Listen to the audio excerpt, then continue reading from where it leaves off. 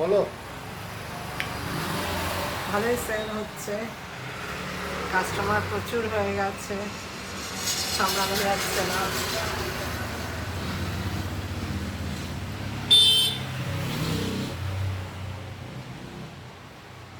কি কি হয়েছে আজকে মেনুতে? আজকে হয়েছে ডাল, পুঁই শাকের তরকারি, ভাজা, মাছ,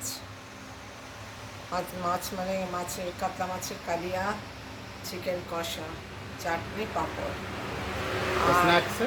স্ন্যাক্সে ডিমের ডেভিল, চিকেন কিমা দিয়ে, আর মির্চি ভাজি, এটাও চিকেন দিয়েই করেছি। আর একটা করেছি আজকে নতুন কিমা বল।